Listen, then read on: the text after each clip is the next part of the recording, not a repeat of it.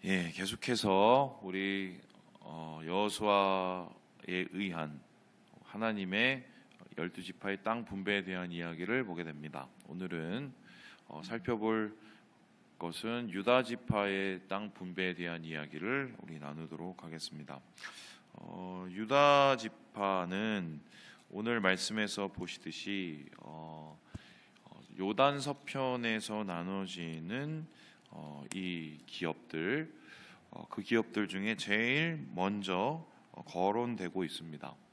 그 소리는 무엇이냐면은 일종의 이게 영적인 지도력을 인정해 주는 것이다, 이렇게 보면 되겠는데, 다시 말해서 이쪽에 우리가 보았던 이제 그 갓지파부터 므낫세 반지파부터 이렇게 나눠진 두 지파 반의 병계들이 있죠. 그거 말고 요단 동편에서 얘기할 때는 당연히 유다 자손부터 얘기해야 되는 이유가 여기가 리더다, 이렇게 생각을 한 겁니다.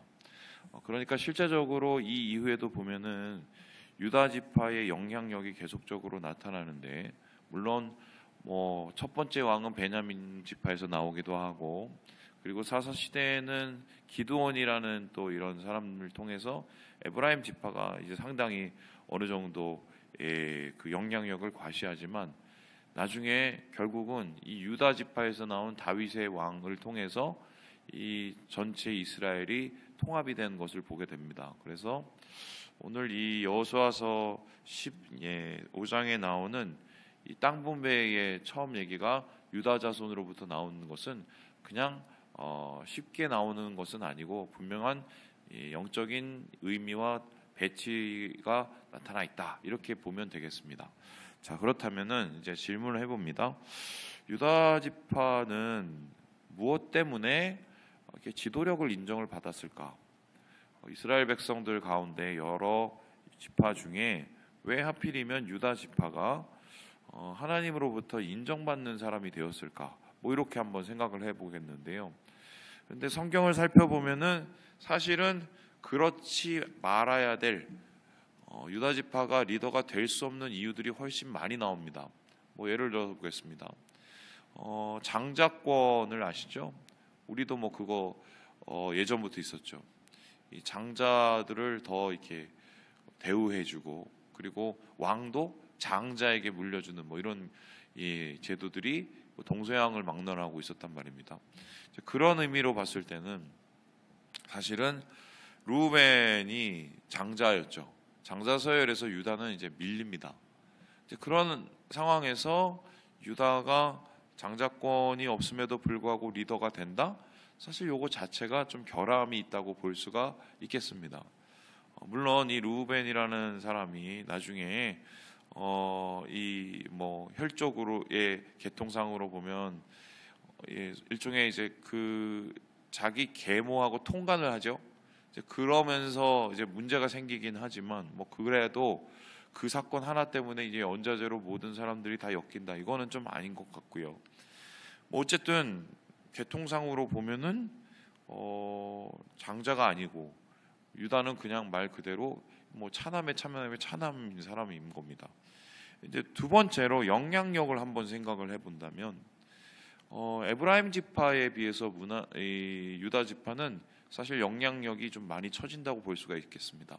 이렇게 보면 되는데, 요셉 지파가 있었어요. 그 야곱의 12아들 중에는 에브라임이나 므낫세가 없습니다. 요셉이 있어요.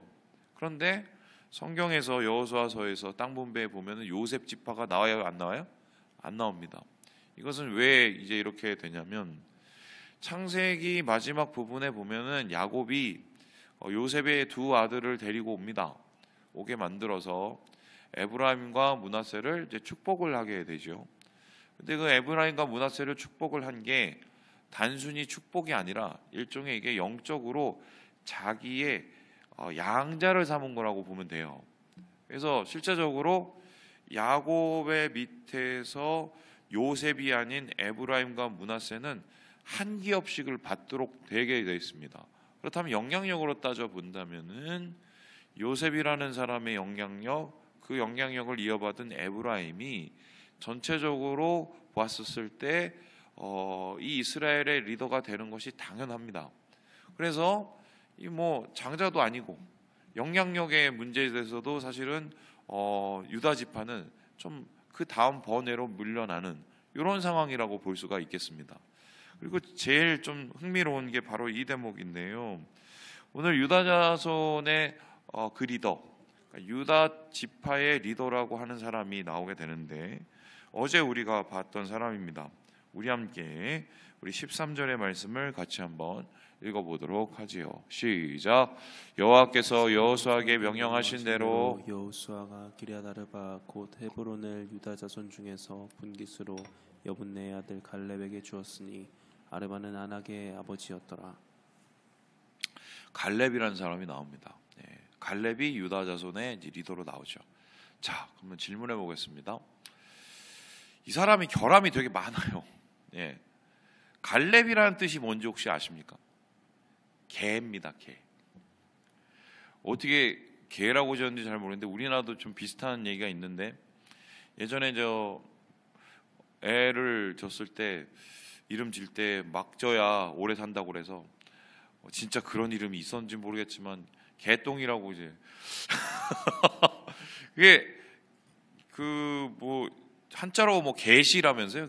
뭐 개시. 그래서 그 뭐 이렇게 궁중에 있었던 일하시는 분들 중에서도 개시, 뭐 김개시 이런 분이 있다고 들었습니다. 이게 개똥이라고 얘기 들었습니다. 이제 개똥이에요.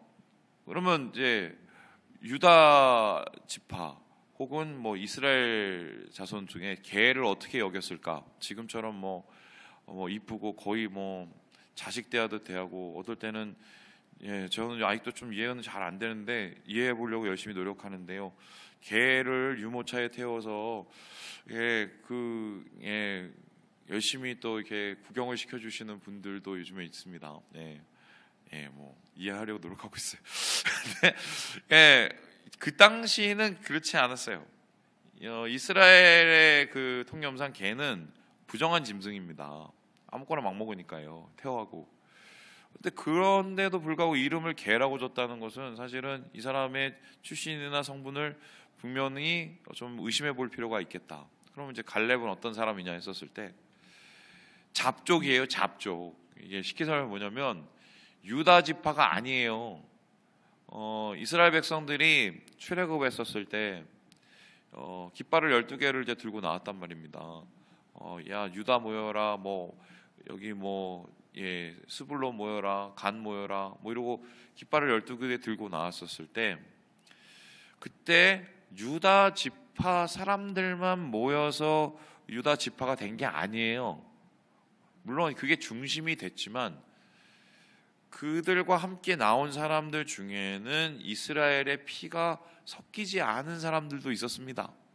그리고 430년 동안 지내면서 이게 섞였는지 안 섞였는지 헷갈리는 사람도 있었단 말입니다. 그런 사람들을 대충 모아서 뭐라고 그랬냐면 잡족이라고 그랬습니다. 잡족. 그러니까 잡족이라는 말은 한마디로 그냥 혼혈? 뭐 아니면 뭐 그런 거죠. 갈렙은 잡족 출신입니다. 이제 그렇다면은 유다 지파도 사실은 장자도 아니고 영향력도 떨어지는데 거기에 유다 지파의 리더라고 하는 사람이 갈렙이에요. 갈렙은 잡족 출신이에요. 이름도 개똥이에요.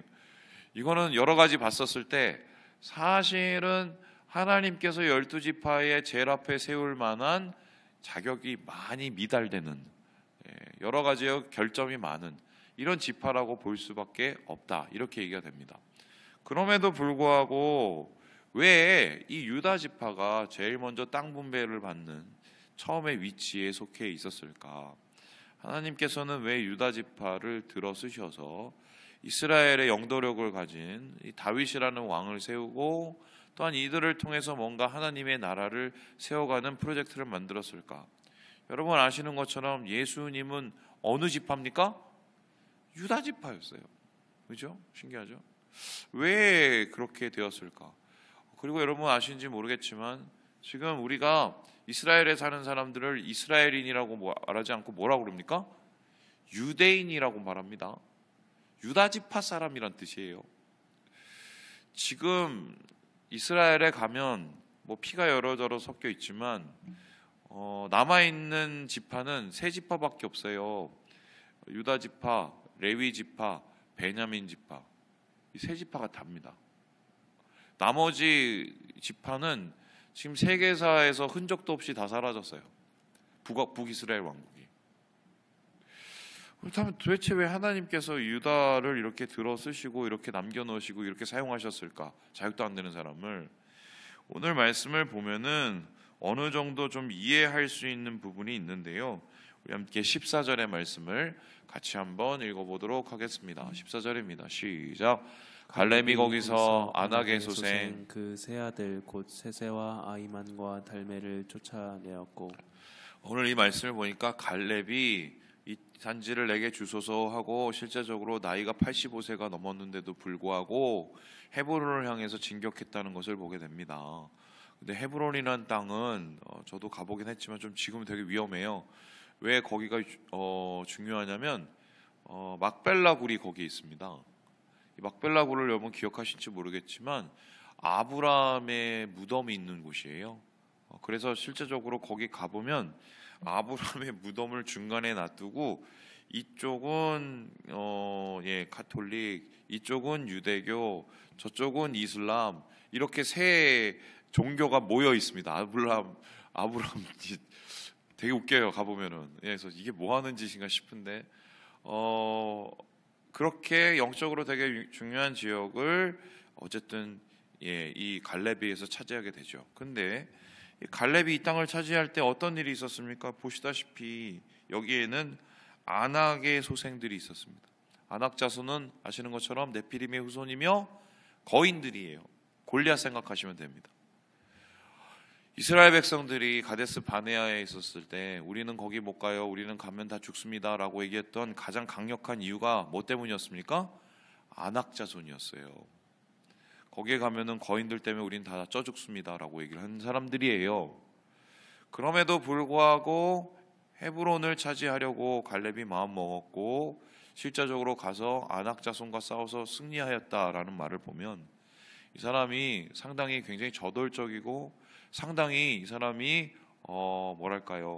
이 능동적인 사고 방식을 가지고 있었던 사람이란 걸 알게 됩니다. 그런데 이게 되게 중요한 게 리더라는 것은 이런 사람이 돼야 돼요. 한번 생각을 해보세요. 지금 뭐 저 고지가 앞에 있는데 그 고지를 이제 점령을 해야 된단 말입니다. 고지 앞으로 뭐 돌격. 그런데 자기는 뒤에서 소리만 빽빽 지르고 앞에 사람만 내보내고 가면은 갑니까 안 갑니까? 안 가요. 예. 자기도 같이 뛰어야 됩니다. 리더가 그래서 힘든 거예요. 소리만 빽빽 지르고 나중에 남 탓하고 나는 안 그랬어. 이게 리더는 아니거든요. 그런데 지금 갈렙은 이 많은 사람들이 두려워하는 그 아낙 자손과 싸우기 위해서 일부러 자처해서 앞에 나서게 되는 거죠. 뭐 펭귄 얘기를 제가 가끔씩 해드리지만 이 펭귄 중에 퍼스트 펭귄이라고 여러분 아십니까? 이 빙하에 이제 있다가 얘네들이 수영을 해갖고 밑에 이제 고기를 먹으러 가야 되는데 거기에는 이제 물고기만 있는 게 아니라 뭐 바다 표범도 있고 막 무서운 애들도 많단 말이죠. 그러니까 이제 기웃기웃한단 말입니다. 그때 얘네들이 막 한꺼번에 막 달려들어서 이제 다이빙을 하는데 그 다이빙을 그냥 하는 게 아니라 맨 처음에 뛰는 다이빙을 하는 놈이 있습니다. 걔를 가리켜서 첫 번째 펭귄, 퍼스트 펭귄이라고 하죠. 걔가 딱 뛰면 뒤에 애들이 다 같이 따라 뜁니다. 지금 갈렙과 유다 자손은 그런 역할을 하고 있어요. 솔선수범을 해서 먼저 하나님의 명령을 충성히 이행하기 위해서 저돌적인 자세로 순종을 하는 모습을 보게 됩니다. 바로 이런 모습을 하나님께서 크게 사셔서 이스라엘 백성 중에 실제적인 리더 역할을 감당하게 했던 것이 아닌가. 오늘 우리 말씀을 보면 그거를 이제 살펴볼 수가 있겠습니다. 이 두 번째는 여기에 나오는 또 다른 얘기가 있는데요.